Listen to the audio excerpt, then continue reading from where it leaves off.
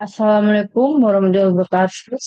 Saya Faradila Randolina Santoso sebagai penyusun laporan manajemen investasi dan portofolio. Di sini saya izin presentasi tentang laporan saya, yaitu saya mulai untuk melakukan penyusunan ini dan membuat memilih saham pada tanggal 5 November sampai tanggal 6 Desember 2024. Periodenya dalam 1 bulan ini. Di sini ada tabel periodenya. Periodenya ada 5 November dan progresnya dari 28 November dan selesainya tanggal 6 Desember. Di sini untuk rincian transaksinya yaitu Antam dan KRW itu memiliki volatilitas tinggi, betanya sebesar kurang lebih besar pada 2 dan BBCA dan MWA stabil, beta kurang dari 1. Dan di sini untuk analisis fundamentalnya yaitu saya akan menjelaskan tentang Antam. Antam sendiri itu merupakan perusahaan tambang terbesar di Indonesia yang berfokus pada eksplorasi penambangan, pengolahan, dan pemasaran logam mulia, seperti emas, nikel, dan komoditas tambang lainnya. Dan untuk prospek dan potensinya, Antam sendiri tetap positif didorong oleh meningkatnya bahan baku nikel sebagai bahan utama untuk baterai kendaraan listrik. Dan untuk saham dan likuiditasnya, Antam tercatat dalam indeks LQ45 menunjukkan likuiditas tinggi dan daya tarik bagi investor inter, in- institusional. Dan untuk profitabilitasnya dan struktur keuangannya sendiri, meskipun profitabilitas relatif kecil, hanya angka 0,8%, Antam menunjukkan laba bersih stabil, didukung oleh permintaan global terhadap emas dan nikel, serta dampak positif dari harga komoditas. Dan di sini saya akan menjelaskan tentang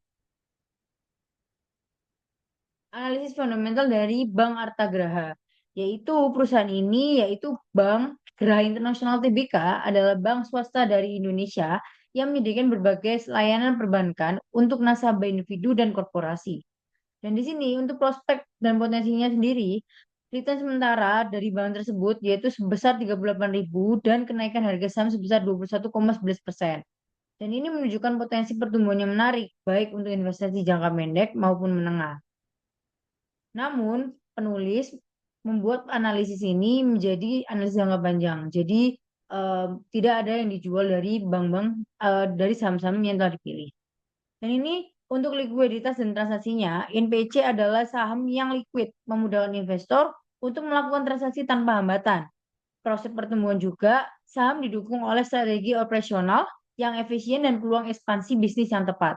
Dan untuk analisis fundamentalnya, INPC itu memiliki rasio profitabilitas yang berpotensi meningkat melalui penyaluran kredit yang selektif dan diverifikasi produk keuangan.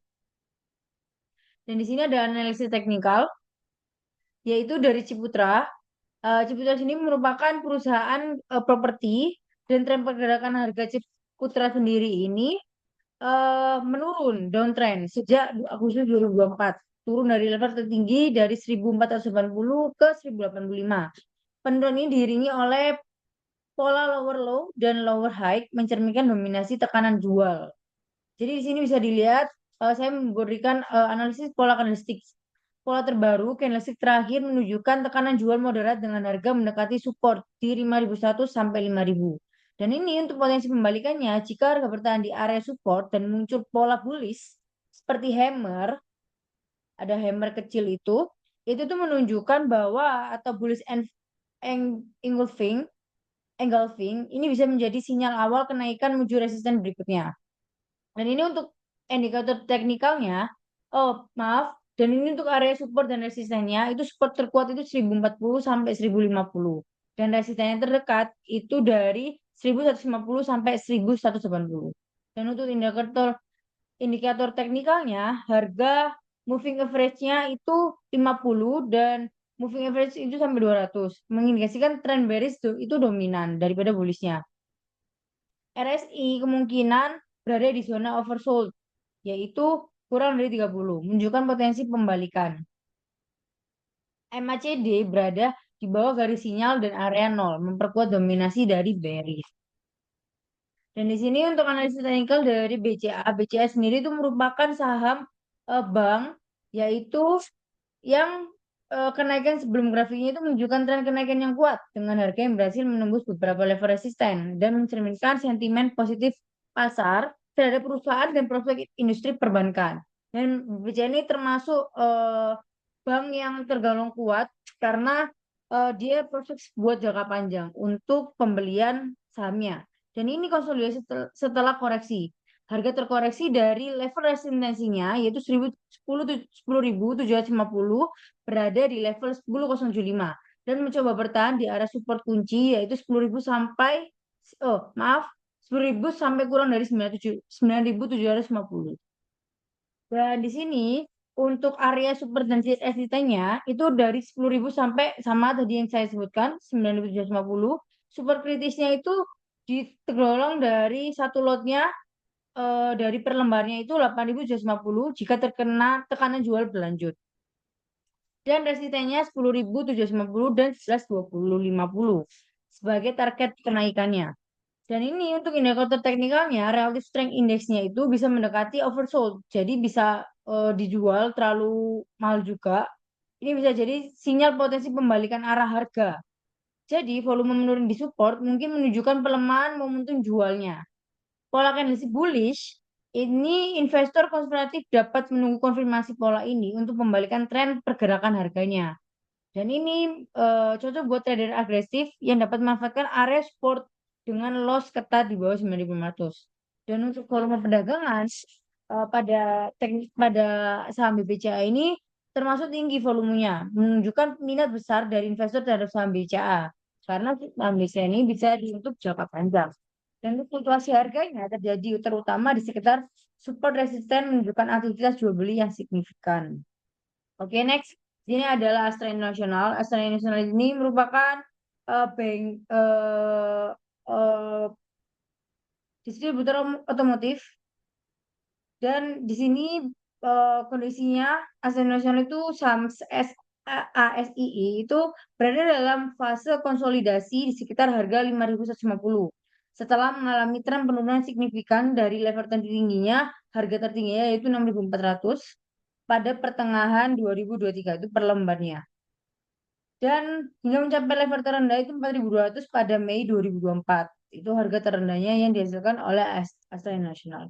Dan itu untuk area support dan resistennya, ini bisa dilihat bahwa potensi kenaikannya itu menuju 5.500. Terbuka jika harga mampu menunggu sampai resisten di 5.300 dengan volume yang signifikan.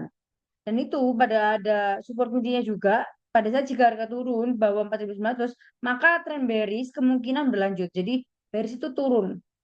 Itu menandakan saham itu turun. Dengan resiko penurunan lebih dari menuju 4.200 itu menuju support kuat. Dan untuk tren jangka panjangnya, bearish itu long term trend secara teknikal, tren jangka panjang masih menunjukkan kecenderungan bearish dengan harga yang bergerak di bawah rata-rata. Pergerakan 200 sampai 200 per harinya sampai hari. Pola double bottomnya bawahnya itu potensi pembentukan pola double bottom di level support kuat sekitar 4.900 yang telah diuji beberapa kali dan berhasil bertahan. Dan di sini saya akan menjelaskan tentang indikator teknikalnya, Pak. Pola dengan pola candlestick. Investor konservatif disarankan untuk menunggu konfirmasi lagi tentang pola candlestick bullish di area support. Dan ini bisa dilihat karena trader agresif dapat mempertimbangkan masuk di area support, mengambil mengambil mengambil sambilnya pada saat harga 5.100 sampai 5.000 aja dengan stop loss ketat di bawah 4.950. Dan itu untuk evaluasi dari kinerja portofolio saya. Ini total kinerja itu dihasilkan 0,24% dari dalam satu bulan, yaitu termasuk rugi dari saham-saham saya. Mungkin karena saham ini juga lagi eh, belum bagus. Dan ini misalnya saya milih juga untuk jangka panjang. Kalau misalnya jangka pendek, memang mereka masih belum bisa dijual secara cepat. Kalau misalnya dengan pemilihan saham-saham yang saya pilih. Dan ini penyebabnya itu fokus pada saham jangka panjang dengan kenaikan yang lambat, ya kan? Jadi di sini tuh komposisi portofolionya ada kas 62,43%, strategi konversatif, dan di sini ada saham-saham lainnya. Dan di sini ada strateginya karena ada diferensiasi sektor, energi. Jadi saya memilih eh, sektor energi otomotif dan properti perbankan. Dan untuk evaluasinya saham kecil dengan bobot rendah, lalu alokasi ulang kas untuk meningkatkan potensi imbal hasil. Dan di sini untuk rekomendasi strateginya, yaitu tujuan investasi, tetapkan tujuannya spesifik dan terukur. Tujuan saya itu kan untuk jangka panjang. Jadi itu saya memilih saham-saham yang untuk jangka panjang, bukan jangka lambat yang menghasilkan keuntungan yang cepat. Dan di sini untuk disverifikasinya, jaga keseimbangan antar sektor, evaluasi saham kecil untuk efektivitas kontribusi. Dan ini proses pembelajarannya harus fokus pada peningkatan keterampilan dan analisisnya. Jadi harus belajar analisis teknikal, dari pola candlestick dan hammernya sendiri itu harus dilihat pada saat kenaikan atau penurunan. Dan untuk proporsi kasnya, kurangi proporsi kas dan alokasikan ke instrumen dengan potensi imbal hasil yang lebih tinggi. Jadi yang saya tahu dari yang saya pelajari ini bahwa saya agak apa ya, menahan kas saya. Jadi ini harusnya dibeli-belikan dengan saham-saham yang lagi harganya turun namun bisa naik pada saat jangka panjangnya seperti itu.